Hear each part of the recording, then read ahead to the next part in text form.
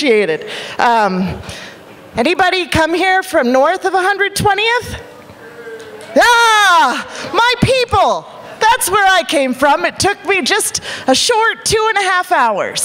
So I only almost died 3 times, but I'm here now, and it's so much easier to be on stage in front of all of you. So welcome to Ignite 28, everybody. My name's Kat Atwell. I'm going to move the mic stand. All right, so yep, there's my name. Oh, we're doing my presentation from Go.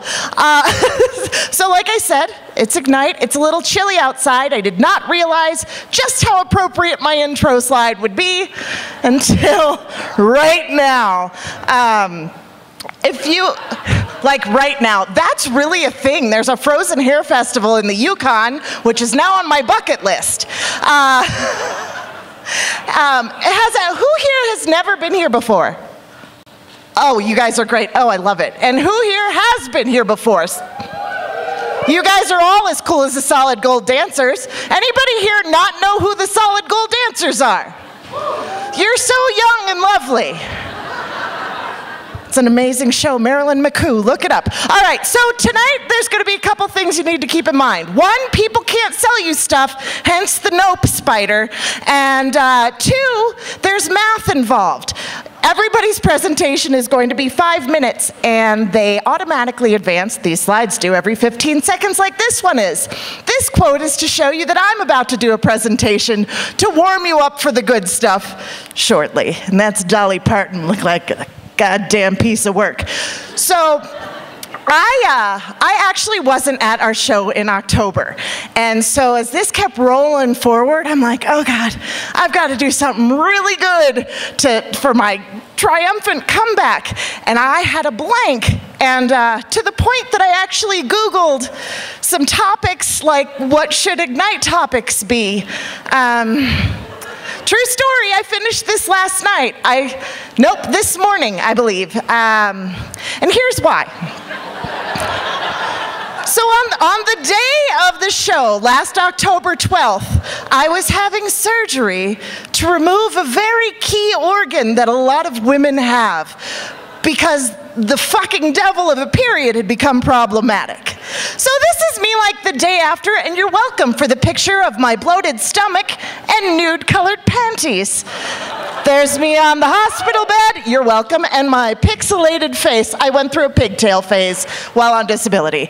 I got really lazy. This is actually a picture from my daughter's birthday party. That is not a beer. I don't think. But I got really good at relaxing. I had 6 weeks to myself to get used to not living with a uterus. And I felt weird because I was like, God, I don't feel like I need 6 weeks to recover, but that screws with your brain a little and your hormones, and suddenly you can't do things after like 2 hours. And so I realized, okay, I'm going to be going back to work and being human again soon. It's time for me to probably take care of the inside of my brain and not worry about the inside of my playground. So, and while I was thinking about this, I realized I've got a lot of shit that I carry. I have my psychotherapist of 11 years who's retiring in 3 weeks, you guys. Yeah, so I was going to put a picture of his face up, and then I thought, probably not. However, this is a piece of artwork from his office. He's not going to be there anymore, and he has carried me through some tough times. So, you know, while I'm recovering, I'm also thinking I need to pick a good therapist, which is kind of like dating when you have to interview them. You know, what will you do if I cry? And do we hug? And that sort of thing might have come up because I have some unique issues. You know, my stuff is a little bit different. I have bipolar disorder and anxiety disorder and panic disorder, which is what made this ride down here so super tonight. Fortunately, I did happen to stumble across a decent therapist, and his name is Ryan Gosling. Right? No, actually, I stumbled across a girl named Kate, and I was so excited. I looked exactly like this cartoon in the Olympics on ice skates when I showed up for our first appointment. It was awkward, but she rolled with it, which made me realize that I was exactly where I needed to be. These are all pictures that I wanted to put in but couldn't, so look fast. The bottom one, where it says, with the sea so big, we seem so small, my daughter Lily drew that and said, you should put this in there. I don't know, and those are my bangs. And that's how fast a presentation goes. And if you do not know these people, like John, who thought they were a Swedish band, this is Queer Eye on Netflix. You need to check it out, like for real. That presentation I just did, gorge, and we're done.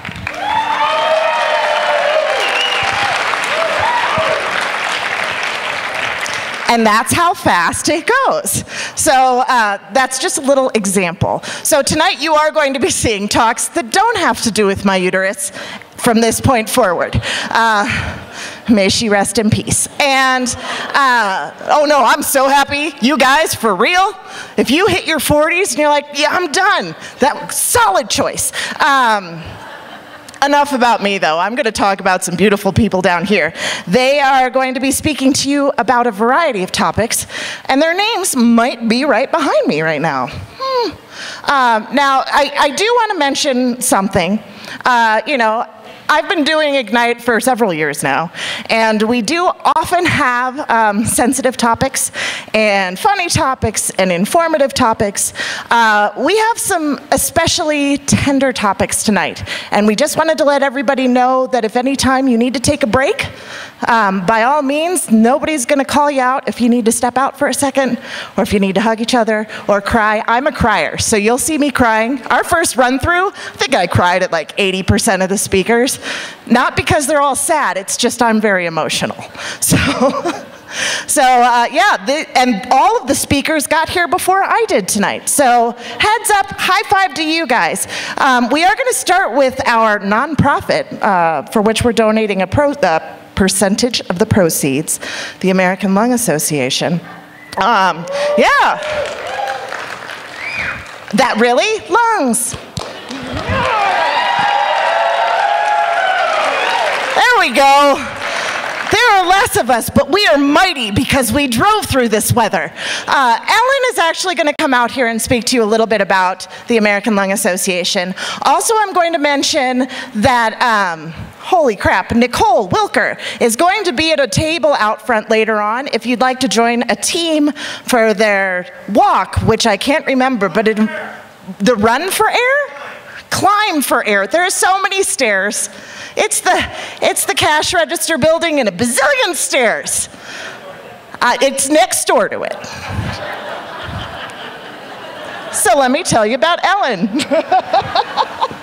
So Ellen is going to be coming out here as a representative. I did ask everybody, including Ellen, to answer a couple questions so I could familiarize yourself with these people coming out on a more intimate level. The weirdest thing that Ellen owns is a ventriloquist doll of Bozo the Clown that she received when she was about 8 years old.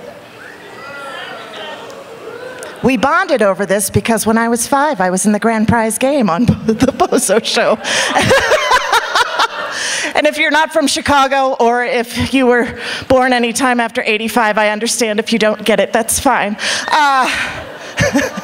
Her favorite concerts included 30 Seconds to Mars, I believe, because Jared Leto, hello. And she also specified that she got to see Ray Charles perform before he died. Just, yeah. He was living, so. And with that really fabulous introduction, can I please have a large round of applause for Miss Ellen? Do you want to mix it?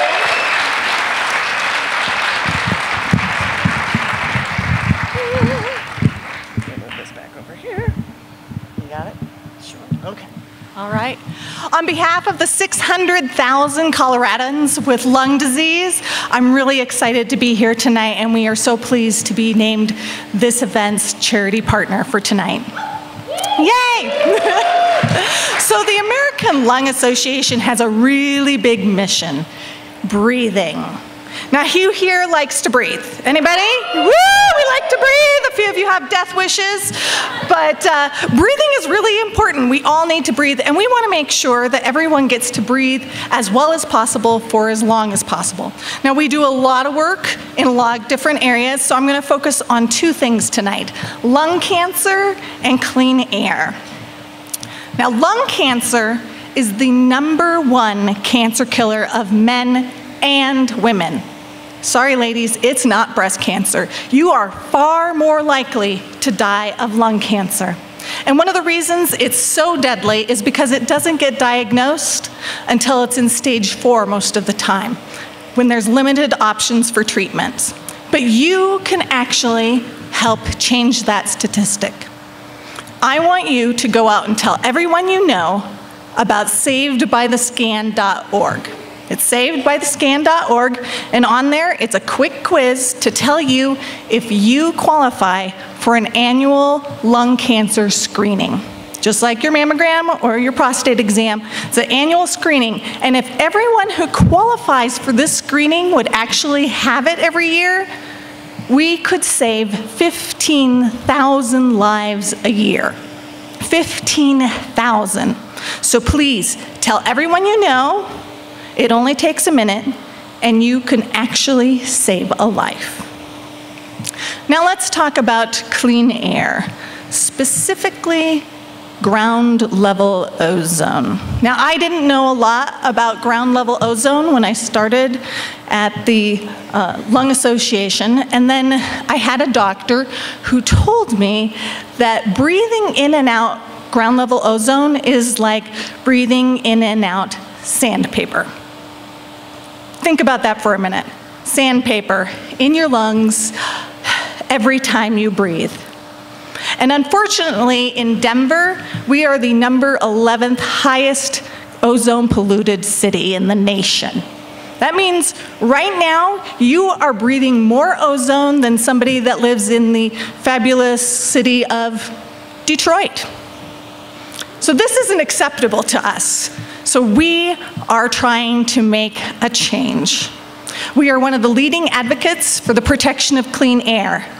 And because transportation is the #1 contributor to these gases into our air, we are big on mass transit and electric vehicles. Woo, we love our EVs. So each year we showcase electric vehicles because we know that if we can get somebody behind the wheel of one of those and they find out that, they are so fun to drive, they are so much more willing to make that change.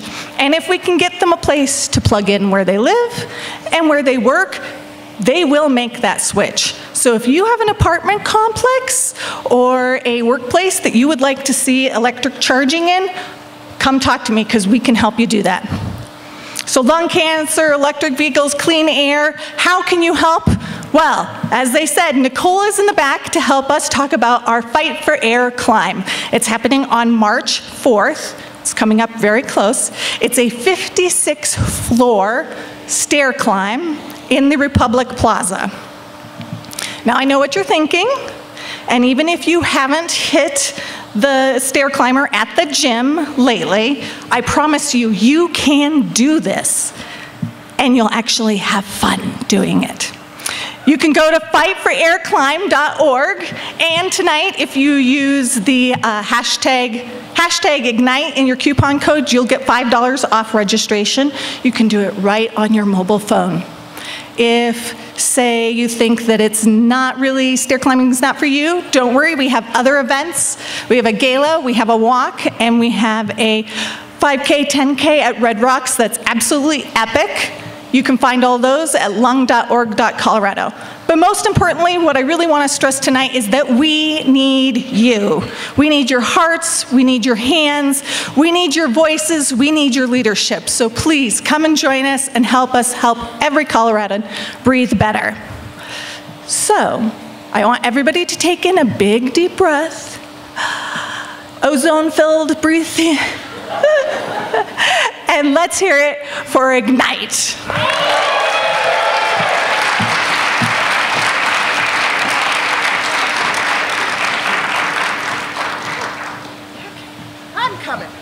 Guess what I just learned?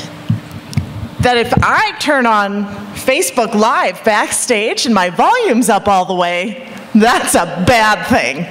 Okay.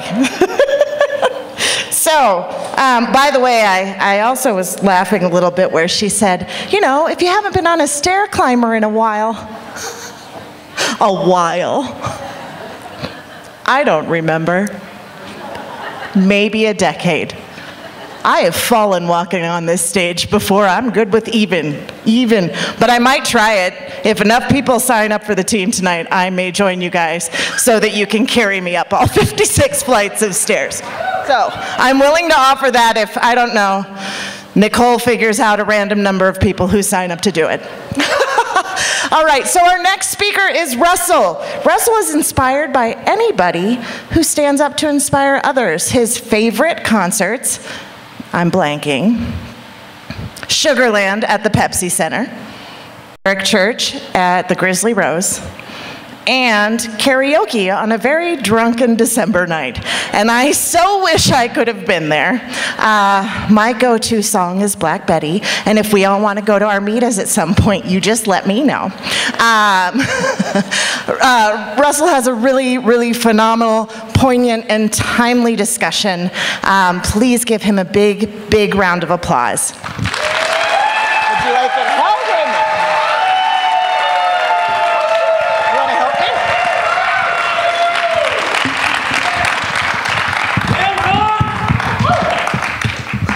His friends peer pressured him into doing this, and to you guys, I'm so grateful. All right, you got it.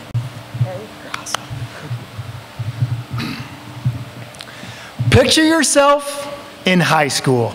I looked a lot like this guy, but I disguised myself in a red Abercrombie & Fitch t-shirt. I wore that shirt because I wanted to be part of the in crowd so bad. I drove every day home from school in my blue Ford Tempo next to a white car that had heavy metal rock band bumper stickers all over the back. The driver had a mean and empty scowl. He didn't want to be part of the in crowd as bad as I did. That mean and empty scowl would haunt me for years. So bad, I ended up in a therapist's office. But I got to do a lot of fun therapy things like pray and meditate and yell at pillows, "You motherfucker!" But I remember telling my therapist that I didn't have PTSD. PTSD was for war veterans and Army heroes, but not for me. He looked me straight in the eye and told me, "Dude, you were shot at when you were 17. That day, I learned about the power of denial. I would hide myself in my room with panic attacks so bad because that kid I drove next to all those days after school was Eric Harris. He was a shooter at Columbine High School. April 20th, 1999.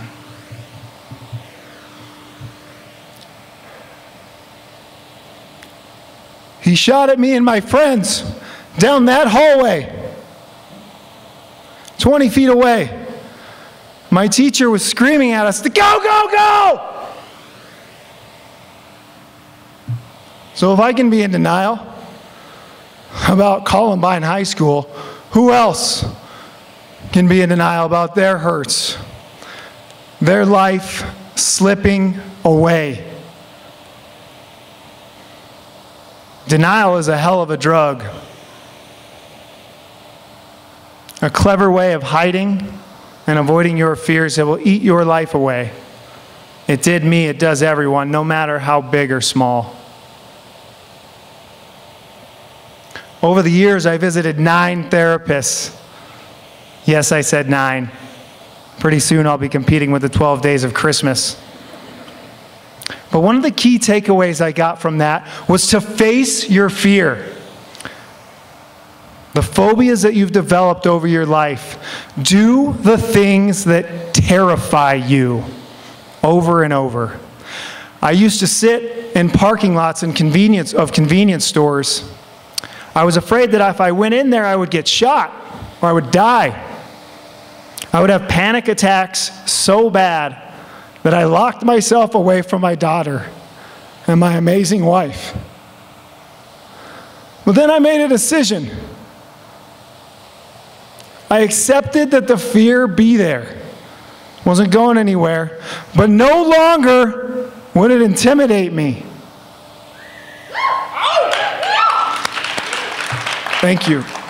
But maybe the most powerful step of all is the power of forgiveness. How the fuck do you forgive people that shot your friends? How do you forgive anybody? Because the anger is there. It feels a hell of a lot more righteous than forgiveness. But to live a brave life is not about the forgiveness I think they deserve, but it's about the freedom that I desire. I don't know how to forgive. I don't have the instruction manual, but I can tell you it starts with yourself, no matter the offense. So tonight, we start with grace and truth. Denial is dead. Fear has been exposed. We stick our flags in the ground and move forward in a brave life. For the guy in the rearview mirror and the person driving in the lane next to you, because they deserve one brave smile. No matter what clothes they wear or bumper stickers were on the back of their car. One brave smile. How many lives might you save with one brave smile?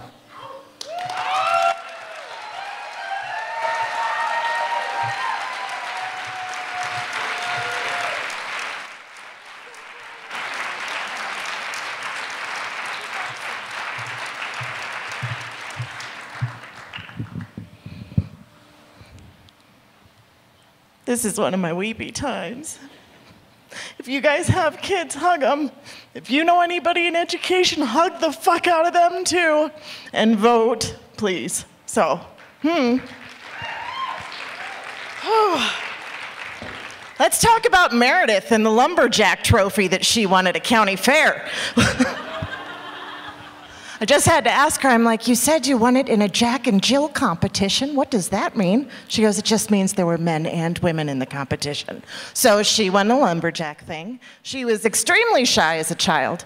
And she said that she is speaking tonight because she wants to inspire other people through her own vulnerability to share their messages.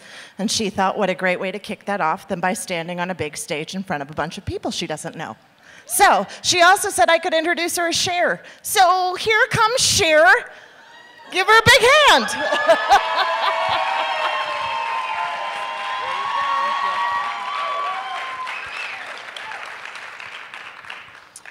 In the early 90s, TBS bestowed one of the greatest gifts upon the eager children of the millennial generation. That gift was Captain Planet. Captain Planet and the Planeteers was an environmentalist cartoon show that focused on 5 adolescents working together to protect the planet and fight the bad guys who like to loot and plunder. Each of the 5 Planeteers was given a magical ring. These rings possess power like earth, fire, wind, and water, and allowed for the ability to create things like earthquakes, tornadoes, and weather patterns no bad guy stood a chance against. And then there was Heart. This magical ring was delivered by a monkey to a 12-year-old boy named Mati. Now, if you've ever seen the movie Outbreak, you know a delivery from a monkey is not a good way to start. The power of Heart provided Mati with the ability to provide balance and calm to the team. Now, Mati was only 12. So when compared to the other Planeteers who were teenagers, he often was viewed as inferior.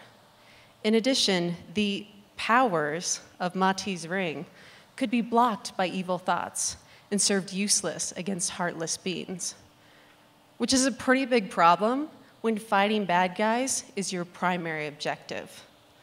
Clearly, Heart was not a superpower. Captain Planet taught my generation many great lessons about how we could individually support the planet while avoiding the temptations of drugs and alcohol, obviously. As I grew up, the time I spent watching the show began to fade, but the idea that I could possess a superpower never left me. In the search for my superpower, I tried on many. I tried on powers like comedy, intelligence, strength, and courage, but none of them seemed to fit quite right. For years, I forced on the superpower of singing, like a pair of pants that was 3 sizes too small, until the recognition that singing was not my superpower was firmly confirmed for me when my 2-year-old repeatedly begged me to stop. But this did encourage me to reflect on other moments in my life when I had received feedback, and one theme quickly rose to the top. This was my ability to create a calming environment. So I thought to myself, is calm my superpower? It was in that moment that Mati reappeared after all these years, and the crush of disappointment hit me like a tidal wave. I'd found my superpower, and it was worse than heart. But then I started thinking of moments in my life when calm had presented itself, and I realized calm is a superpower when your family is falling apart, and you are the rock upon which they lean. Calm is a superpower when you're called to respond to one of the most destructive natural disasters this country has ever seen.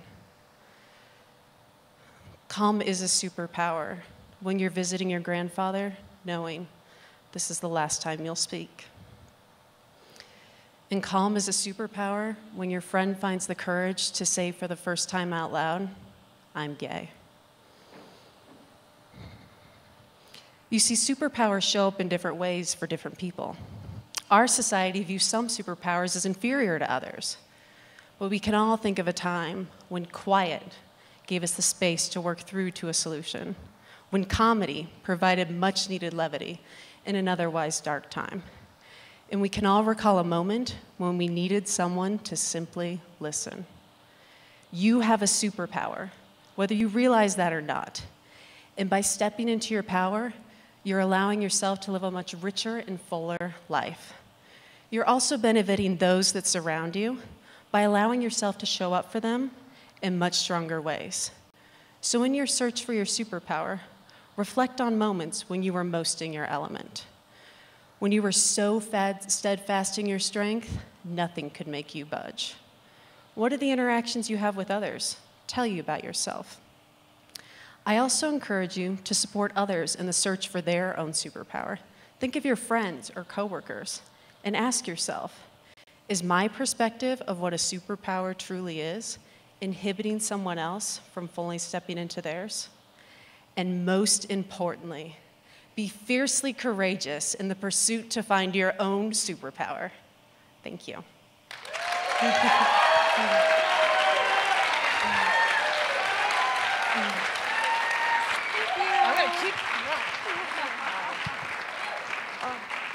Welcome. I didn't know that cartoon because I'm old. So for all of you that didn't know who Solid Gold was, touche. So the next person that's going to be coming up is Julia. Julia is a phenomenal teacher, and I don't know what her notes are, so excuse me. Okay, here we go. She was, as a child, bookwormy and a little shy, which she said has not changed. Best concerts that she attended, we'll just list one, was the Marley Family Reunion Concert in Park City, Utah, which is pretty freaking amazing. And she's inspired by her students and believes that the educational system needs to be talked about more often. Can I hear a hell yeah? Hell yeah. All right. Let's bring out Julia. Do you want it in the stand? You got it.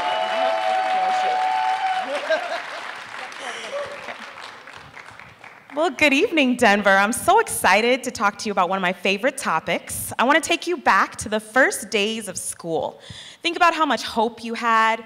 Think about how excited you were. Maybe you don't remember the details, but you're going to remember that very first day and how full of promise it was. We know that elementary school teachers are saints. They do everything. They give love, they give hugs, they give candy, they even clean up bodily fluids. That's why I teach high school. But you know also that in elementary school, you learn the rules. You learn the rules of social interaction.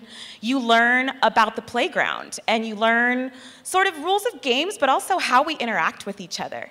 And folks start to form groups. They start to form a social hierarchy. And pretty soon, school looks a little different. People start to put their heads down. People start in middle school to feel like school maybe isn't a place for them. They start to feel like maybe they don't belong. And in high school, this gets even worse. We know that almost 2/3 of some 9th grade classes do not make it to graduation in some places. So we know that something is not working, and it's up to us to try to figure out what we can do to bring back the love of learning. When I was young, this is how you learned. Check out that computer. Does that look familiar to anyone? Check out that card catalog. Check out those World Book encyclopedias. That is how we got information. Social media was getting on that phone, or it was looking at the media in 17 magazine. That's what it was. And I would call my friends on the party line, and we would vibe together for hours, and it was amazing. But things are so much different. Now, this is the way that folks connect with one another. This is the way that my students access information. There is always a chat going on, during class even sometimes, about what's happening during class. There's a back channel conversation on social media. So that's when we have to deal with expectation versus reality. A lot of kids go into high school thinking it's going to be like this. They think that high school is going to be like High School Musical. And for a lot of folks in Berkeley or in Boulder, it is. But for some folks, it's not. It's all about testing. It's all about how you can prove yourself. It's all about the scores. In Montbello, where I teach, we have to deal with that a lot.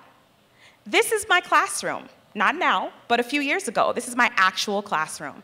The desks were in rows, and I felt a lot of comfort in setting things up in a way that was the way that I learned. I wanted to be the teacher that I wished I had. But we got rid of the rows, and we changed things. The whole school changed things so that my classroom now looks a little bit more like this. And changing the setup of the classroom, the physical space, and the power dynamics in that room forced me to focus more on autonomy, on purpose, and giving my students a sense of control and power over their learning that helps them to feel like they can master the content, which leads to a sense of confidence. This is my class today. Some of these folks are here in the audience, and they sat in a group and they had fierce battles about poetry. They were able to have a conversation that I just listened to and observed and then live tweeted. So I was sitting, listening to my students and live tweeting their conversation. I did set them up with an anthology. I did give them a few poems to look at. I did talk about cultural relevance, but they did most of the work, which allowed them to take control over their learning. It allowed them to know what it is to love learning again. Because I was not the keeper of the knowledge. They were the keepers of the knowledge, sharing it with each other, and it was so powerful. I learned so much from them, and that's where the flame gets passed. When the teacher can become the student and the student can become the teacher, we learn that we can all get free. That's the only way, when we can let go of the need for our teachers to be the experts. And here we have graduates of Montbello High School. I would love for you all to clap for them, please. These kids are graduates of DCIS at Montbello. My school, DCIS at Montbello, there are so many things that would keep these kids from graduating, but we know that love is a verb, education is liberation. I educate for liberation, and that's how I show love. And it works. We know that when we show the kids we love them, when we share power with them, when we allow them to take ownership over what they're learning, then they feel this sense of strength and freedom, and there's nothing like it. And that's all I have to say. And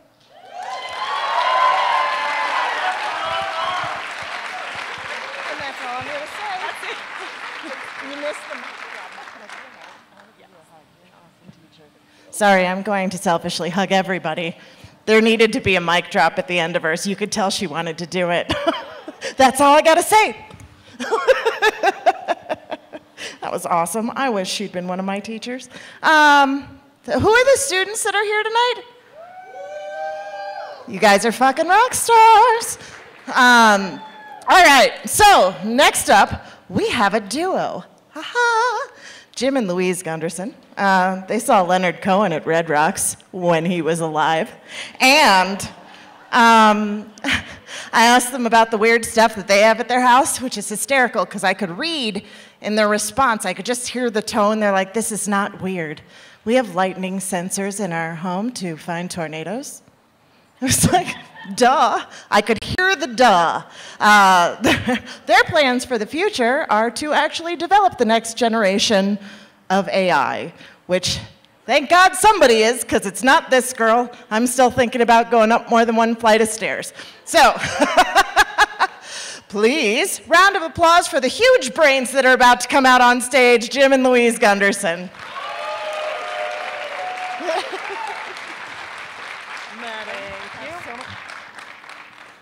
And if you cry about this one, I'm going to laugh at you. Okay. Okay, the first question is, why are we talking about this? And the answer is that we've been building robots and artificial intelligence for the last 15 years. We've been building the things that are going to take your job. And by the way, we're the kind of people who bring robots to parties. Which is probably why we don't get invited to a lot of parties. This is one of the robots we built a couple of years back at, I think that's Dana Kane's birthday party. This is a robot we built recently that actually does take jobs. But what we focus on are jobs that are dull, dirty, and dangerous, the kind of jobs that people shouldn't be doing. And that's what we think robots should be doing. This is a security guard robot to patrol warehouses. This is a robot, we didn't build this one, that it's a cucumber picker, which on the surface is pretty silly, right? But when you think about migrant labor, you think about toxic ground, you think about dehydration and hot temperatures and all of that. That's a job that machines should do. Bartending? If you're a bartender out there, get nervous. These are bartending robots in Vegas, and there's a couple of restaurants in Japan that are totally staffed by robots. And it's not just the service industry, the physical side. Robots are moving into customer service. People in customer service are I/O devices. That is all they do, is translate into language and translate back to the machine. And as if you got an Alexa or a Siri, you know that's up. And the guy on Venice Beach who does the caricatures, may be a while before there's a robot sitting there because they're not good in sand and salt, but it's on the list. He can keep his day job. Yeah. We're actually working on a system that does content generation. So all those people in the social media field, you're on the chopping block. Now this sounds bad, right? All these jobs are going away, but we've done this before. Okay, so I'm going to take you back in history to the first Industrial Revolution. Every piece of underwear, that's underwear, was linen. It was spun by hand, it was woven by hand, it was made by hand. It was hideously expensive, and if you were poor, you had wool or nothing. But the first machines come in, and a lot of people who worked in that industry were out of work, and they were mad. This is Luddites smashing the machines. However, soon after that, people discovered the joy of cotton underwear. It was cheap. You could change it every day. And the joy of clean underwear. And so a whole industry became making underwear. And people changed it every day, which meant that these people were all going out of work too, because there was too much underwear to be washing it by the river. There just wasn't enough river. So these people are out of work until this is the first electric washing machine. And notice that this is not commercial. She's sitting in her house, and she is not out beating clothes on the stream. And then there's a whole nother industry that comes in because those things break. And who knew that washing repair was an industry? Who knew that cell phone repair was going to be an industry? What this means is you get these cycles up and down, jobs appearing, jobs being obsoleted, new jobs coming in. And the question becomes, how fast does the change occur? If it changes too fast, we get a very dystopic universe. If we can manage the change, it's a utopia. These are the tools that they used to build the pyramids with. I mean, humans have not been here for a long time, but in less than 6,000 years, we went from this to the type of machinery we use now and take for granted, 3D printing. That's an adaptation rate that is phenomenal. And we're going to have to get better. Because as the machines move in, we're going to have to change. What's the workplace of tomorrow going to look like? Nobody knows what it's going to look like, but I can tell you this, it's going to be AIs, it's going to be robots, and it's going to be people working side by side, divvying up the tasks. So we have to be ready to stop doing the old stuff and start doing the new stuff. So your job is to help people learn and to help your community adapt. Because if you do it, if we do it, we can ignite a utopia. I'll be the downside. Utopias are great, but they take a lot of work. So get to work now. Well, all right, not now. Wait for about 45 minutes until the shows are over, but then get to work. Thank you. Thank you.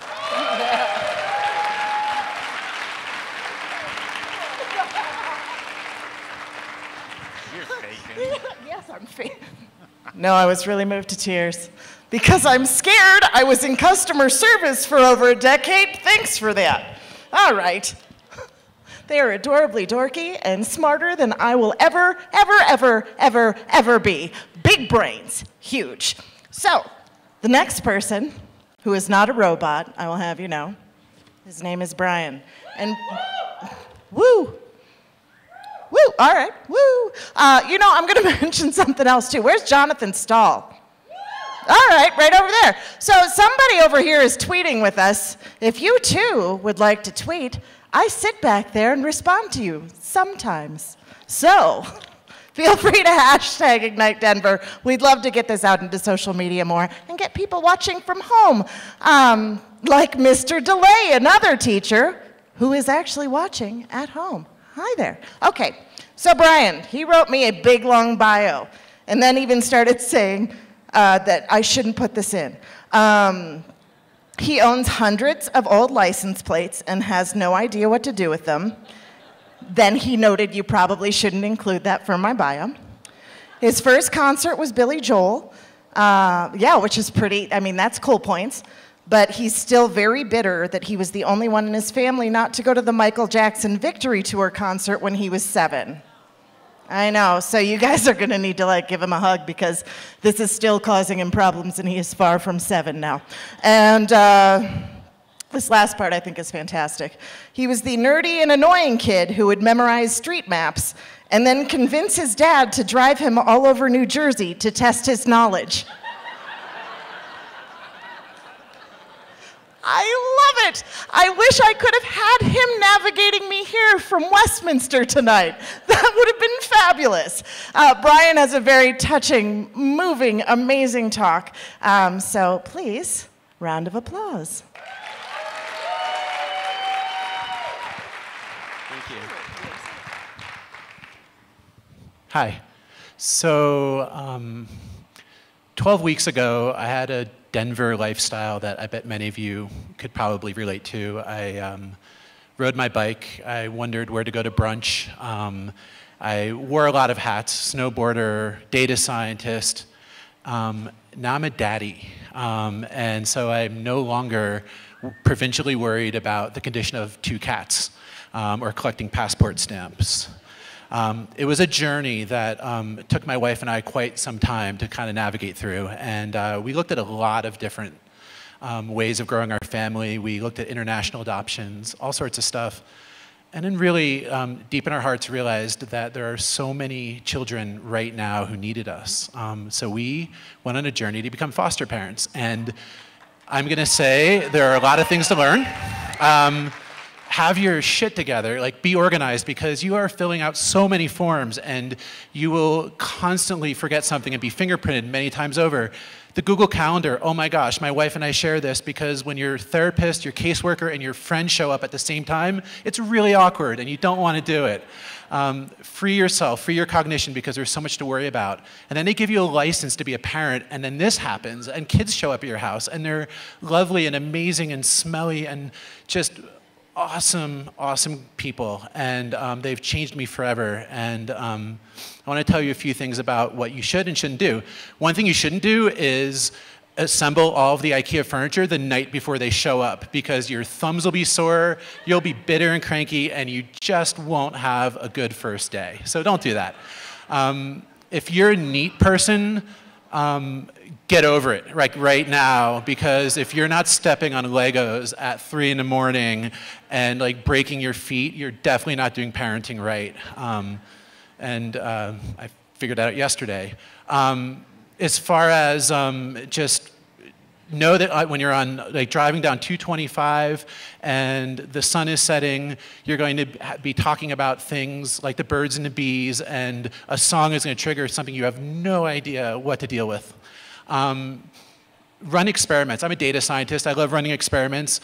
We staged restaurants from like McDonald's to Chick-fil-A, all the way to sit down, and it kind of looked like that. Be prepared to ugly cry and be okay with it, because things that you will experience will just change you. And I definitely was the guy who like laughed at all of my friends when they posted parenting stories. And on that note, wait until all your friends have kids. My college friends have been invaluable. I created a Facebook group of about 35 people. It is like the best thing ever, although Facebook's been tough for me to deal with lately. You will find yourself sometimes struggling to get inside the head of your child. Trauma is real. You will have support. You will ask for more support. Use it. I love charts and graphs. This one's my favorite. It really is all about magic and stuff I have no knowledge about.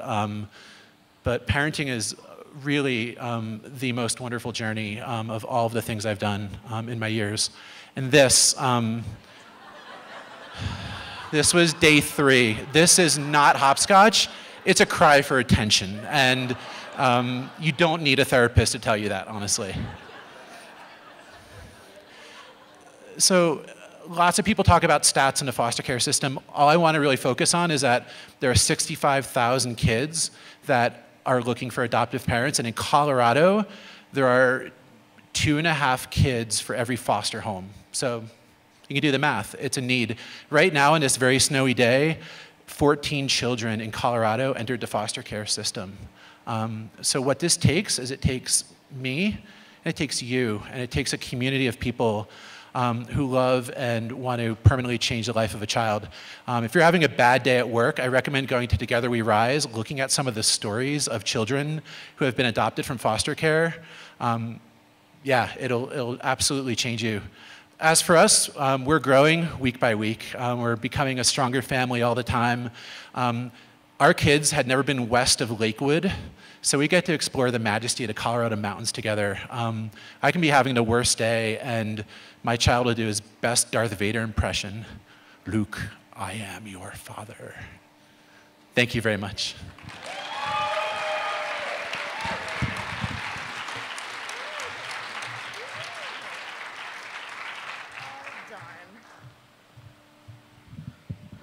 I love being the host of this show. Just as a random, you guys don't have to give a shit about this, but I am so freaking proud of all of our speakers. Right? They're amazing. I managed to stop crying backstage. Thank you to the boozy punch at the bar. We have made it to intermission. Now, first of all, I want to share a quick story because his talk made me think about it. The awkward car talks with your kids. At the end of last year, there was an unfortunate situation in after-school care where my daughter found out what sex was. All right, so I pick her up. She was in 4th grade at the time. And so you guys are me. I'm my daughter. And so I lean over and I'm like, so, heard you guys talked about sex today accidentally. Do you have any, like, do you know what sex is? And she's like this on her phone, and she looks at me and she goes, unfortunately. It's pretty awesome. I'm like, so no questions? Good, glad we had this talk. And now I'm going to segue right into the food truck that's outside. Now, here's something that is special. We were supposed to have 2 different food trucks tonight, and they both had to cancel. So the fabulous gentleman outside with the delicious Cuban food saved our asses. Okay, so if you guys need some killer tacos, nachos, quesadillas, or sliders, John is currently fetching me some garlicky shrimp quesadillas, so I will be tongue-kissing the second half. Oh, fuck yeah! All right. Yeah. Go outside and get yourself some of this during the intermission. We'll be about 15 to 20 minutes. I'm going to inhale my dinner. So, thank you very much. We'll see you in a little bit.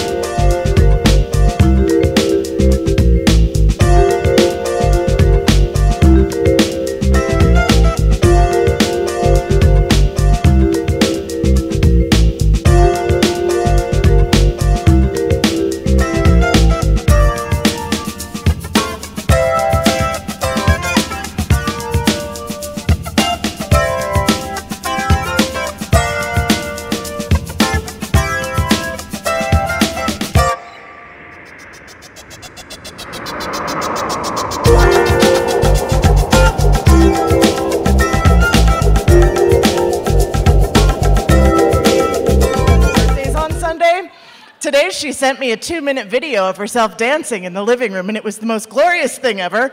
So, yep, you can hear her laughing over there. So I would tell you, if any of your friends are having a down day, just prop your phone and dance for But if you had to pick cinnamon Altoid chunks over garlic shrimp breath, you would go with the cinnamon Altoids, right? Okay, not at the same time. That would be gross. Yeah, so the food, did anybody else go get food? Yeah, fucking good. And it's cold outside, so huge points to that guy. So yeah, we're back. And we have some more amazing speakers. I know, I am also excited. The next guy who's coming up, his name is Pavel. I actually met him earlier this year, and he is phenomenal. I'm like, I really hope I get to see this guy again. And he's a really good hugger. Thank God for me. Yeah, I awkwardly will embrace any of you at any given time. Just come at me. I'm ready with Altoids. Anyway, so Pavel was a shy kid. However, his favorite concert, and I love this, was Enrique Iglesias. Right? So I may have to do my dance video to Enrique later. So anyway, he's going to come out here and drop some knowledge. What? So please, round of applause for Pavel. I get a hug. Yes, I do. See, this is what happens when you talk about hugging.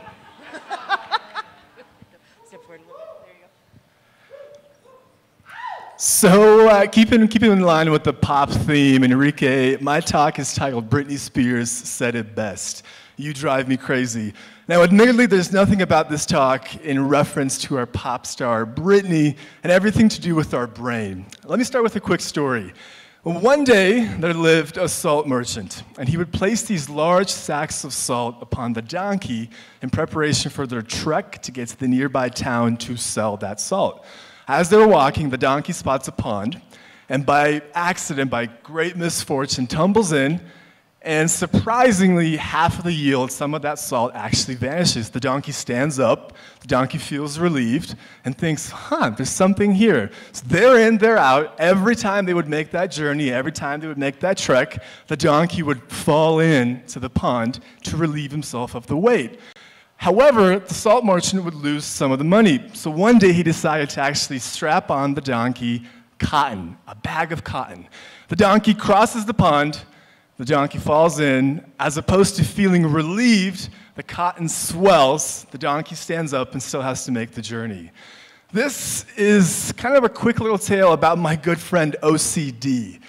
These writhing, painful obsessions, these twirling thoughts that subsume my mind, yield me to do particular behaviors to seek relief, and inevitably, falling into that pond, I end up with cotton. It becomes heavier.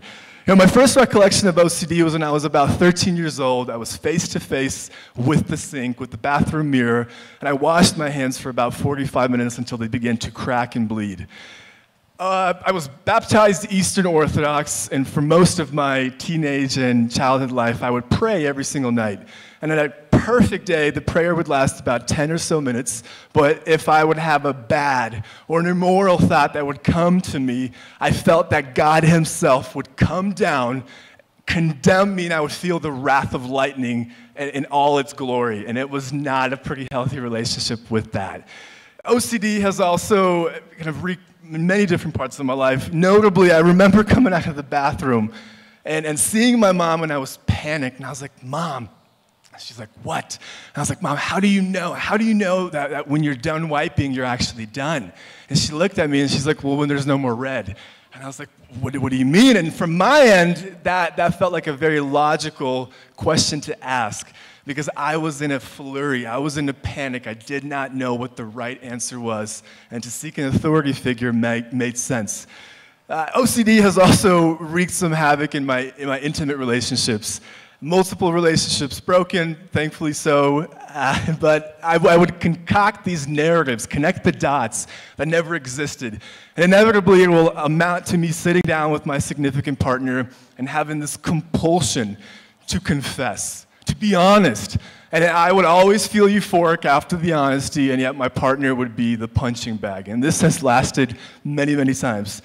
I think often those people who have a mental illness, we yearn, we crave for normality. We wish to be normal. We wish for things to be as they were. And I have something to share with you guys, because frankly, normal sucks. That very same normal that we yearn for are those decisions, are those minute steps that you took to get you to a place that wreaks havoc and causes pain.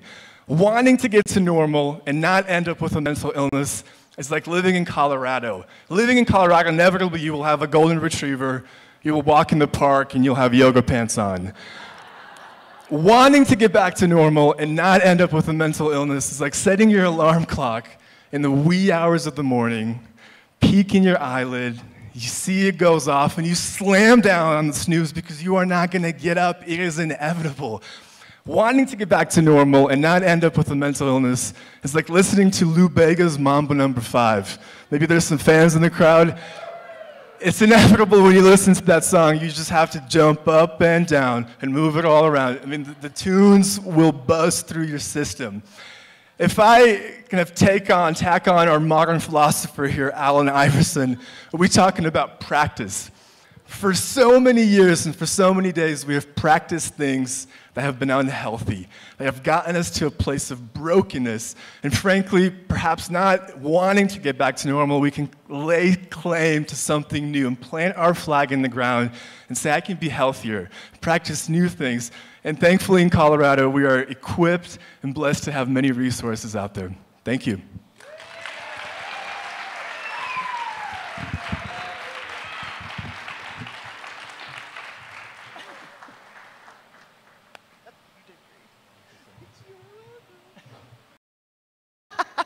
If anybody ever wants to talk brain health, by the way, holla at your girl. Next person I want to talk about is actually not our speaker. It's TK, his roommate, who I met during intermission, and he was totally stoked. He's like, did I miss Kurt? When is Kurt coming? He's my roommate. And then I bumped into Kurt, and I'm like, hey, your roommate's like, and he goes, he lives in the basement. So he called you out. Kurt is a kick-ass human being for so many reasons. Number one being when I came in here barreling down at like 7:03, he was the first person, didn't even say anything, just hugged me. I think there's like a continuous theme here of just hug me when shit's happening because it'll shut me up. And that is hard to do. So Kurt just finished writing a book called Ghost Army. And hopefully it's going to be published later this year, which is a huge accomplishment. And that was the fact that he wanted me to share with you. Not about TK, but we can chat later. So please, please, let's hear it for Kurt Bean.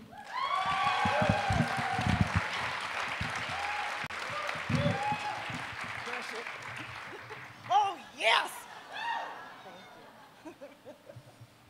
All right, guys, I'm going to do something really extreme right now, but I need you all to promise to stay calm as I only have 5 minutes. All right? Promise? All right.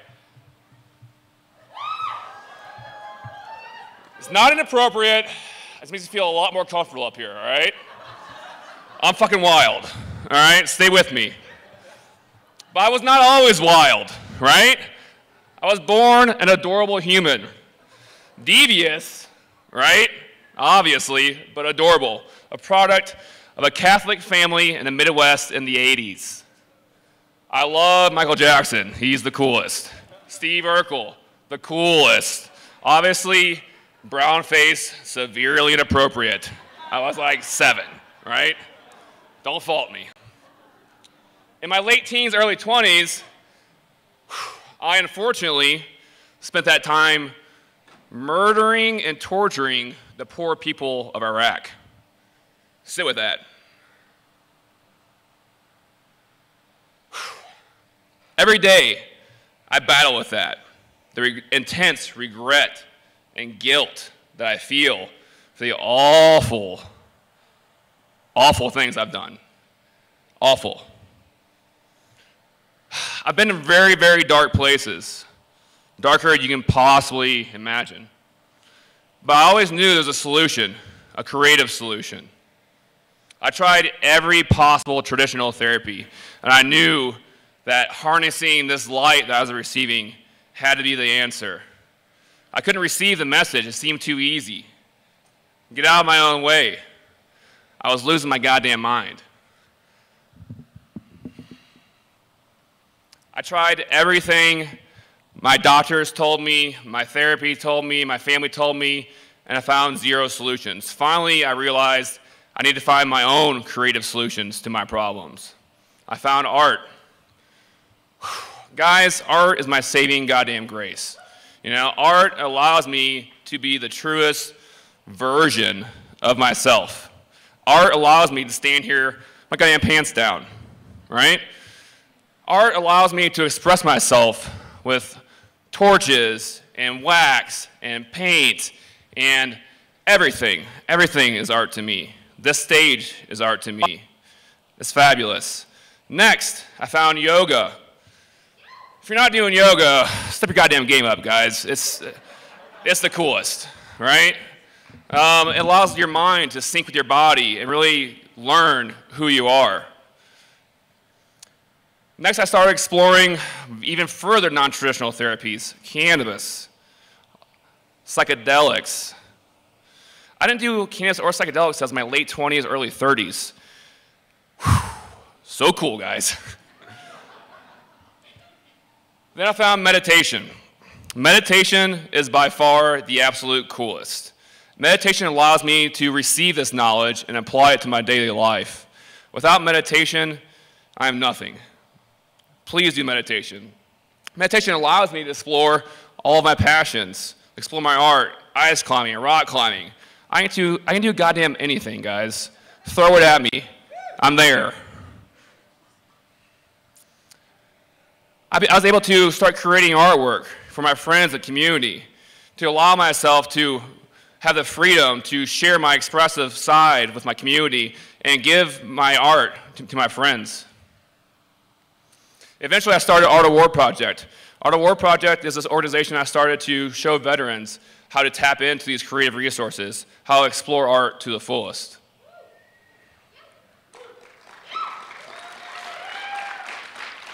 Through Art of War, I was able to put on retreats, going to the mountains of Granby and exploring art and yoga and meditation to the fullest in a 3 or 4 day weekend. So powerful, guys. Next, I was able to combine my art and my yoga together. This is my performance from Iceland. I was a residency in Iceland this past summer. I was able to bring it all together and really make an impact in that community there. What I'm saying is, allow yourself to live in a world of magic. Allow yourself to spend an evening on a black sand beach in Iceland, experiencing the Aurora Borealis. Find those creative solutions to your complex problems. They're out there. Look at things with the utmost intent possible. And whatever you do, take pleasure seriously. Thank you.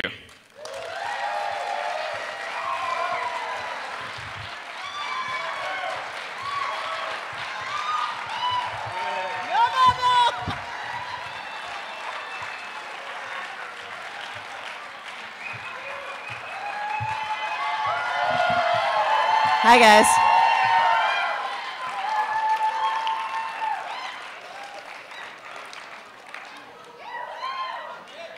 I will do fucking weird things if you hug me like that man just hugged me. To be fair, he asked me to do this. Excuse me. All right. If I'd had a thong on, I might not have done that. If I had not had underwear on, I might not have done that. You guys are lucky. All right. Sorry, Livestream, forgot to warn you about the possible nudity. All right, so that's Kurt, and he's phenomenal, right? Yeah. And yet we have more kick-ass speakers. The next guy that's coming up is Greg, and it's funny because once I start doing intros, the people in the second half are coming up, they're like, yeah, I didn't bring my A game on the intros. So he wanted to tell me that the weirdest thing they have in their house right now are 2 squirrels that they can't seem to evict. And his fun fact was that all the way through middle school, he did not miss a stinking day, which is very impressive because if I can get my daughter to school on time 1 day a week, I count that as a win. So he's phenomenal, and he also is going to tell you a very heartfelt, vulnerable story. So please put your hands together for Greg.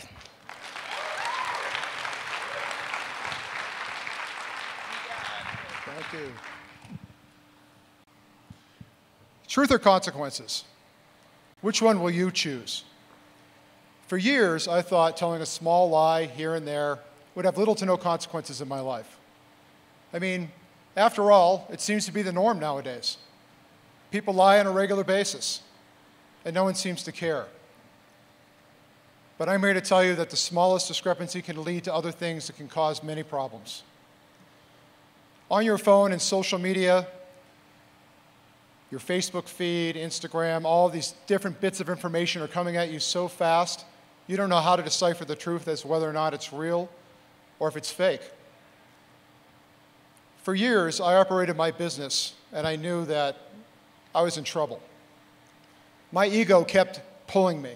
He would speak to me in my ear and say, "Don't worry, it's going to be fine. We'll get through this. It's going to be all right." But I knew things were bad, and I knew I needed to stop. My friends begged me to close my doors. They asked me to file bankruptcy, but I couldn't bring myself to do it because my ego was too strong. But I paid the ultimate price. The night before I was to go to court, my 8-year-old daughter held me in her arms, and she begged me, crying and pleading, please, please don't go. Don't leave me. But there's nothing I could do. The next morning, I was sentenced to 6 years in the Department of Corrections. I was gone out of her life for a long time. As I sat by myself in my facility that they put me at alone, I thought to myself, what am I going to do? The judge's words rang in my ears. Your actions have affected many people, not just your victims. Their families, their friends, your family, your friends, this whole community has been affected by what you've done. It was hard words to hear, but a lesson I had to learn. Shame overwhelmed me. It literally took my soul away for a long, long time. I didn't know what to do. But I promised myself that I was going to learn from this experience. I began to pray every day. I began to meditate. I read over 100 books. I started to write. I started to journal. I started to do anything I could to improve myself, to become a better person. As soon as I was released, the first thing I did was volunteer. Not because I was told to, because I knew I had to get back to society. I had to start again and try to become a better person and a better man. I was fortunate to have my family and friends behind me, cheering me on, making sure that I stayed true to my word. Most importantly, I was very thankful that if they thought for a moment that I wasn't being honest, they were sure to check me and question me. Your reputation is something that, in today's world, can be ruined in an instant. We see it every day. People fall from grace for sometimes very large mistakes, but sometimes even the smallest mistake can cause them to have their life forever changed. And I'm no exception. Trying to get over what people were saying about me or thinking about me has been one of my biggest struggles.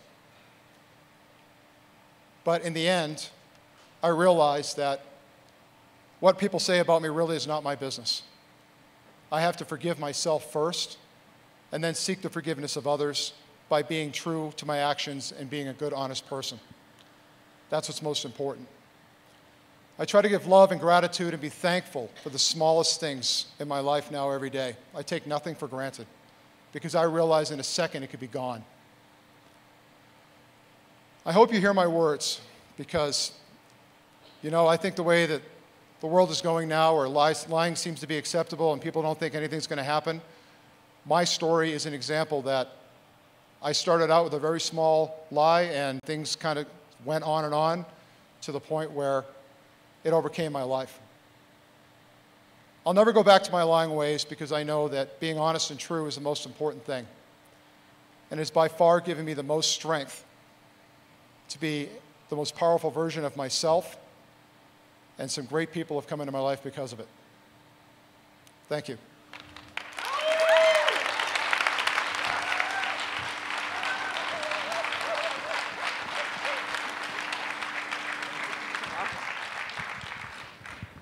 I was in a tweeting conversation, hence the running. That's the most athletic you will see me for at least the next year. However, I will tell you this, I'm down 16 pounds since the last time I was up here. Yes, I am. Not that I wasn't incredibly hot 16 pounds ago. I had a big uterus. No. Just kidding. It was twice the size of a normal uterus. I don't know why the nurse told me, and I don't know why I'm telling you now. So it comes all the way around. All right. Anyway, let's talk about Chris. I think there are some ladies in the audience that might know her. Maybe. So Chris, as a kid, was a perfectionist, never wanted to get in trouble, was always scared about screwing up or being in the wrong place at the wrong time. And fortunately, she's none of those things now because it makes her an amazing, colorful, creative, brave individual who is going to come out on stage right now-ish and tell you all about her adventures. So,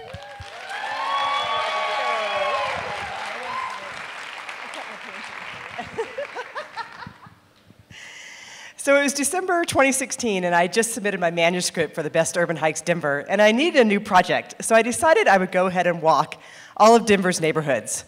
When I made that decision, I had no idea that there were 78 of them, and it would take me the entire year. Nonetheless, I thought, I don't want to do this by myself, so I went ahead and put a ad up on Walk to Connect and on Meetup, saying I was going to walk on Mondays and Thursdays, we were going to get lost, we probably would go places we shouldn't go, and we were going to go on walks, not tours. I really didn't think a lot of people would sign up, and lo and behold, when I checked on Monday, I found out that not only was every spot taken, but there was a wait list. And they were filled by these ladies. These are an amazing group of women. Now, I didn't realize that not only did they sign up for the first Monday, but they signed up for every single day for the entire year. Now, we didn't know each other. Maybe one person knew one person, or one person knew another person, but the 10 of us did not collectively know each other. So we met, and off we went on our 300-mile adventure through Denver. And we decided to walk Denver's neighborhoods alphabetically. So we started with Athmar Park, and we ended up in Windsor.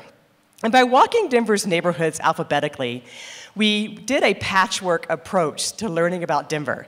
Every neighborhood had its own piece of history, and every place we went, one piece kind of gathered together with the other piece, but none of it was chronological. If we would have walked Denver chronologically, we would have started in the center of the city and kind of worked our ways out. But we went to Auraria, then we went to Bear Valley, and then we were out in Stapleton, and then we were back in Berkeley, and all these places. And what we found as we put this patchwork together, that Denver's got amazing history, from the World War II housing boom, from the 1965 flood, for the founding in Auraria, and all the way out to the race relations in Park Hill, the diversity issues going on, and the gentrification issues going on in 5 Points. We saw it all. I learned 3 things about these ladies. The first was, I asked them how many of you are Denver natives? Give me a shout out. Okay, so of the 10 of us, our average length of time in Denver was about 25 years. Most of them were natives. I had only lived here 4 years. And what I found out is we naturally had some barriers that we needed to break, because we knew we were going to walk in some neighborhoods that didn't look like us, and we didn't look like some of those neighborhoods. Matter of fact, in Chaffee Park, we got pulled over by the police because they wondered what 10 white women were doing walking through the neighborhood. And what we found out is we had to lower those barriers in order to really engage and get rid of our misconceptions and our preconceived notions about particular places. The second thing we learned while we were walking through Denver, there's a lot of homelessness in Denver. And no matter if we were in Stapleton or downtown, we would see homelessness everywhere. And the reason why that homelessness exists is because Denver's a really great place to live. A lot of people want to live here, and because of that supply and demand, housing has gotten really expensive, forcing some people onto the street. And as we met these folks on the street and had conversations and asked about their day and figured out what was going on in their lives, what we realized was the second most important thing, or maybe the most important thing of our entire adventure, is that the only difference between homeless folks who live on the street and us was a house. The third thing, thanks. The third thing we learned is that everybody who lives in Denver, no matter what neighborhood they lived in, they have a lot of pride in the neighborhood that they live in. Going all over from Athmar Park down to Windsor and hitting all these neighborhoods, there was always someone that had a story to tell. As we got down to the end of our walk, we were in Sun Valley. And if you don't know where Sun Valley is on the west side of the Platte, kind of near Santa Fe. And it is actually, the city of Denver has identified it as possibly the next new Rhino. Well, right now it is mostly income qualified housing, and about 95% of the people that live there live in income qualified housing. So this one day we were walking through Sun Valley, and a young man came out of his house and he said, "Hey, what are you all doing?" And we said, "Well, we're walking through all the neighborhoods." And he says, "Let me show you my trash cans." He was so proud of the art contest that the community had just had in the neighborhood that he took us around to all those dumpsters and all those trash cans and shared with us how proud he was of his neighbors and the artists that live within his community. So what I want to say to you tonight is, whether if you're all the way out in Green Valley Ranch, looking back at Denver, at this beautiful scene in Denver, or maybe you live in Baker and you see this fence along the church that tells you that love wins, Denver is a fabulous place that really needs to be explored. So what I would like you to do tomorrow, or maybe after the snow clears, is go out, put your tennis shoes on, lace them up, go see your neighborhood, and go see the neighborhood next to your neighborhood. I'm Denver's urban hiker, and I hope you'll find me at Denver Urban Hiking. Thank you very much.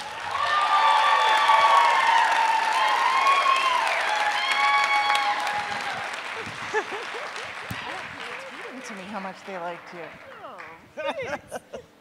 Chris is now Twitter famous. I had people tweeting me going, God damn, this is a really good talk. I'm like, I know.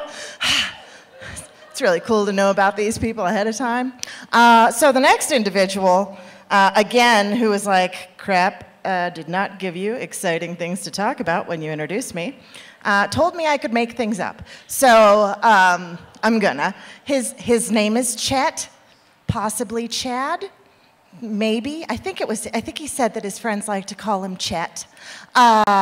He likes yachting and polos, and he smokes a pipe every now and then. And he has a cabinet in his kitchen that smells like tobacco, and is a huge fan of Engelbert Humperdinck. I didn't know, but this guy, wow, I mean, just fascinating. Some people call him Jackson, and he loves Kelly. So please welcome Jackson to this stage. Actually, and I have a tobacco in. Crap, he has smoked a pipe and has a tobacco cabinet. Damn it.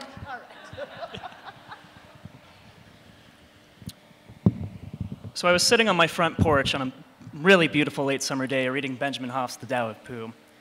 If you aren't familiar with it, it's a book that explores the principles of Taoism through, wait for it, Winnie the Pooh.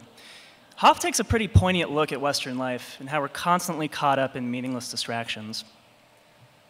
The book really inspired me to take a look at my life and to begin to minimize the meaningless distractions in my life. Well, in the spirit of taking action, I began thinking of things that were detractions, and you knew where this was going because of the name. Facebook was the first thing that came to mind. I knew I kept logging on and looking at it even though I didn't want to, because the habit was so deeply ingrained, it took serious effort to get off the platform. Now, before I go any further, this talk could be about the horrors of our data privacy, or about what social media is doing to us in general. But this is about my Facebook experience, and I hope that what I share will be compelling enough for some of you to join me. Now, I'm not that crazy. I didn't delete Facebook outright from the start. I took baby steps. Not if this sounds familiar to you. First, I hid the app deep in my utilities folder on my phone. Then I deleted it off my phone entirely. Then on my laptop, I downloaded a newsfeed eradicator that would prevent me from mindlessly scrolling through the posts and updates. You see, up until this point, I had rationalized that deleting Facebook was simply not an option. I managed too many pages. I would miss out on events. My girlfriend would be really mad at me. And after some self-reflection, I realized these excuses were total bullshit. There were plenty of other people to manage those pages. My friends would text me if the event was that important. And my girlfriend was a little mad at me, but now I call her my fiance, so I won in the end.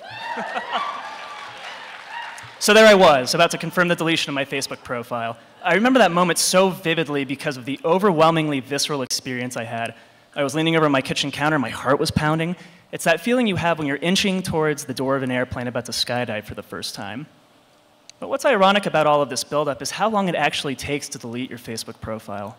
According to Facebook, it takes 3 months. Remember, deactivation and deletion are not the same. Deactivation is where you click a button, you log back in, and it's like you never left. Deletion is where Facebook actually strips your posts out of the databases. Not that they make either of those things particularly easy. I actually had to Google search how to delete Facebook because I couldn't crack the maze myself. Pro tip, settings, security, those of you watching at home on Facebook, do it later. And now I'm off for good. The benefits were immediately noticeable. Hours seemed to materialize out of nowhere. I felt calmer, less anxious. This was around the time I started reading a book every week, exercising more regularly, exploring meditation, and actually calling my family members. I was beginning to do the things that were important to me, but I had felt that I never had the time for. The average American spends 35 minutes on Facebook every day. That's 213 hours a year. Imagine what you could do with all of that time. Imagine feeling a little calmer, a little more peaceful. Now, at this point, I'm sure some of you in the audience are like, fuck this guy. 30 minutes a day on Facebook really isn't that big of a deal. It's fun, it's harmless, get over it. Well, I'm going to show you why that's problematic, and watch your mouth. So here's the story. Because science, in numerous studies, Facebook has been shown to make us less happy. In numerous studies, participants on Facebook feel more anxious, more isolated, and more depressed. Every waking moment, you see carefully curated photos of all of your friends and somehow, ironically, feel more distant and less intrinsically valuable. We've evolved for hundreds of thousands of years as a species, and Facebook has been in existence for 14 of those. Our brains didn't develop to support this kind of slot machine stimulus.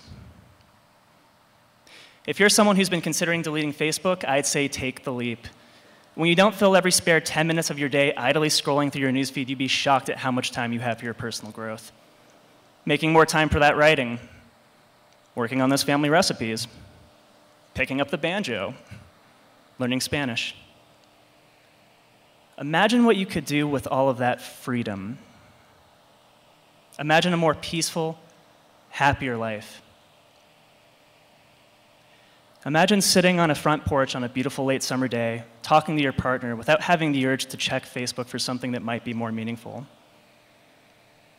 But why just imagine it? You should join me and delete Facebook. You'll thank me later. Thank you.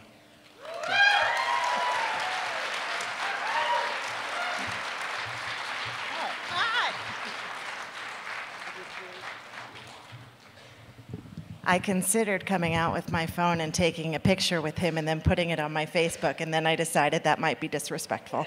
So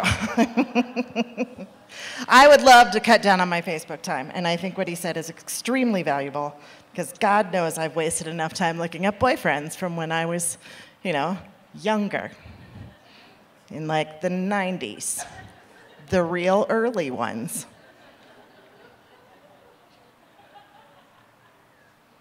Awkward, right? Yeah, all right. So we've got one speaker left. We have come to the culmination of Ignite 28. I'm super stoked, and there's so many reasons, but number one, Michael began his introduction as a kid, I was super cute and moody. I'm still super cute and moody, so he and I have a lot in common. He's like, I was introverted, but also extroverted. Fun fact, that makes you an ambivert. You can use that. And that he was athletic and sensitive and angry and shy and just all of the feelings wrapped into one awesome human being who's kind of like Charlie Brown. And he's gonna talk to you about some love, and I think he needs to come out right now. So please, huge round of applause for Michael. Super cute and moody. George Washington High School, 2009 to 2014, room 128. I often reminisce about my time there. I have so many memories there.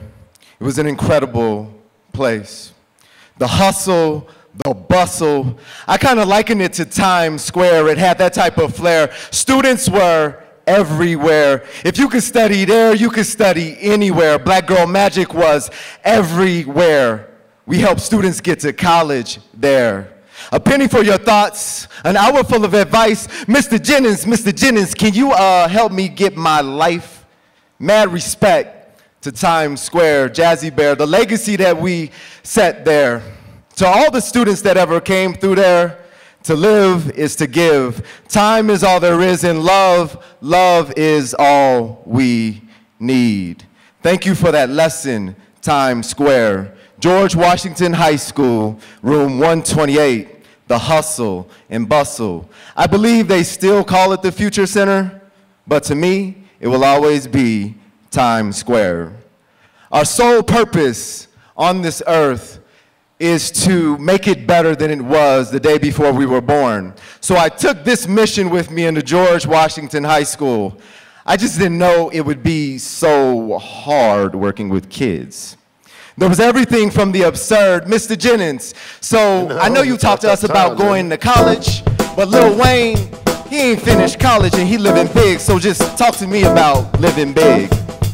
There were things that made us cry, Mr. Jennings. My mother has cancer and we don't know if she's going to die, and I wanted to come talk to you. Mr. Jennings, she cuts herself and she finds inspiration in you. So when she thinks about cutting herself, can she call you? And there were times where we absolutely had fun and laughed, like when we sang old Negro hymnals for a whole period and just fell on the ground laughing. Or when the time I told juniors that you smell like old hot dog water and you will never go to college because colleges do not want people that stink. George Washington High School got a lot from me, but it pales in comparison to what I received from George Washington. And there's namely three things that came from a place of love from my students. First of which was Diamond, who would come in every day and say, Mr. Jennings, have you eaten today? Have you eaten today? No, Diamond, do you not see all of these kids around me? I don't have time to eat. And then finally, at the end of the year, I was kind of like, Diamond, why are you asking me if I ate? She said, Mr. Jennings, if you don't eat, how are you going to take care of us if you don't take care of yourself? You have to love yourself before you can love us. And then there was Grace, who came into my room seeking advice about college, and I told her to go ahead and apply, and she got accepted. But then our worlds combined because my father died, and her father died a couple years earlier from cancer. And she came to me, she looked me in my eyes, and she said, Mr. Jennings, if you ever need to talk, I know I'm young, but I have been through the same thing that you have been through. Then there's a case of a young lady named Kameti Sara, who was like a daughter to me, one of the most creative and beautiful souls that I have ever met. And I was struggling one day, depressed, a little down, asking myself, why am I here? And she took one of my oranges, and I hated when kids touch my fruit, so I was like, what are you doing? And she took her paintbrush, because she's this fabulous artist, and she drew a smiley face on my orange and set it on my desk and said, Mr. Jennings, I love you, and you make a difference in my life. As you leave here tonight, I want you to do a couple of things. First of which, if you are a teacher, tell your students that you love them. Or if you're not a teacher, find a teacher that made a difference in your life and tell them that they made a difference in your life. The first thing that I want you to go into the world tonight and do is take care of yourself and love yourself. Secondly, be a listening ear to someone because you never know how that will change their life. Because the conversation with Grace changed my life. And the third thing is small gestures are beautiful and can make a difference. When you go out into the world tonight, I want you to come from a place of love. Thank you.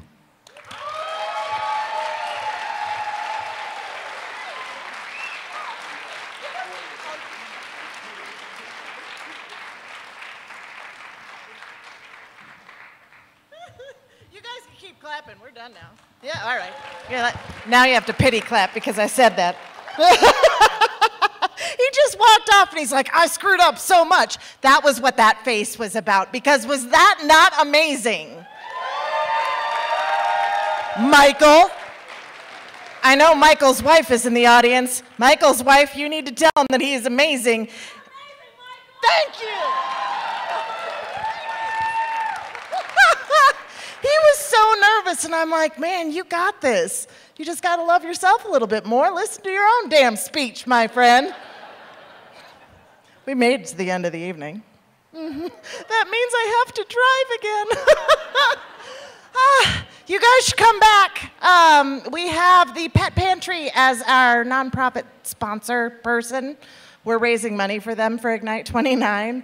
They have a, Bow Wow something. Bow Wow Film Festival. Oh, it was so close. At the end of April. So if you are interested, there's like a light and I keep looking right at it and it's like an eclipse. Yeah, so you should go to that at the end of April. Look up Pet Pantry, Colorado. And hang on a second. Oh, April 21st is the next. It's the film festival, not our next Ignite. That punch is delicious. However, if you too would like to drink punch backstage with me and, you know, talk to me backstage and tell me, hey, I want you to hand me the microphone, or no, please put the microphone in the stand. These are deep and meaningful conversations you too can have with me. If you apply to be in the next Ignite, all you need to do is submit a topic. Has anybody here prior to tonight been a speaker? All right, see, they come back. Anybody here considering it? All right, anybody here have friends that they think should be doing this? Tell them to do it, because it's amazing. I started out on this stage because I wanted to try something that might be a little more structured than improv, and now I'm taking my pants off in front of strangers. There's so much growth that can come from this. It's honestly one of the most rewarding experiences. You can ask any of our past speakers, you can ask these beautiful people who are down front. And we actually have our next Ignite set for June 21st. Hopefully, it will not be as icy. Feel free to stick around if you guys want to partake of some Winter Olympics on the sidewalk. Curling, for instance. That was my curling improv. You're welcome. I just realized that looked like something else wildly inappropriate. That being said, ladies and gentlemen, please get yourselves home safely. It means more to me and the committee from Ignite Denver than you know that you showed up tonight. Big, huge hand for the committee who put this all together. And yeah. And a shout out to Stephanie Vale, who's watching right now from Africa, who pulled so much weight to make our show come together. There's a list of the organizers. I'm probably in the way. Yeah, pretty fantastic. And here's hoping I don't lose another organ and I'll be here for the next one. So I appreciate it. Get home safely. Thank you very much. Have a great night.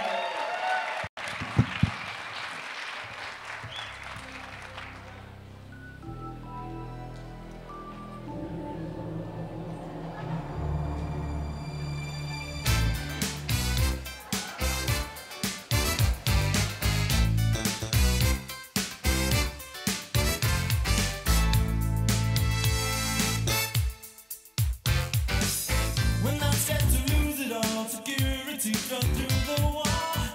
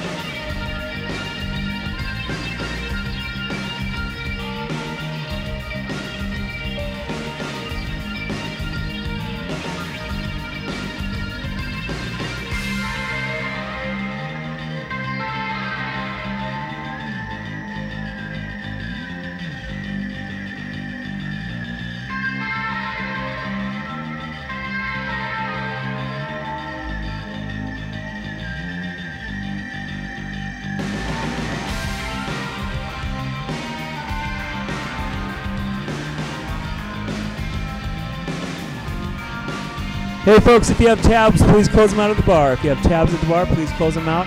Everyone drive safe tonight. Thanks for coming to the Oriental.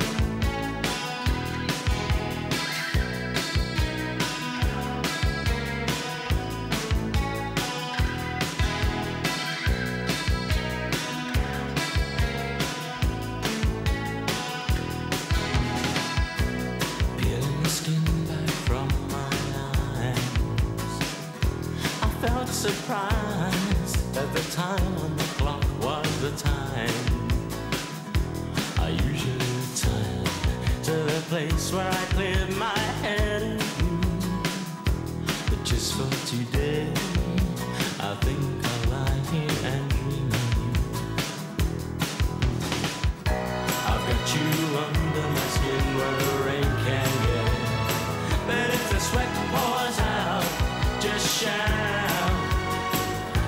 swim and call you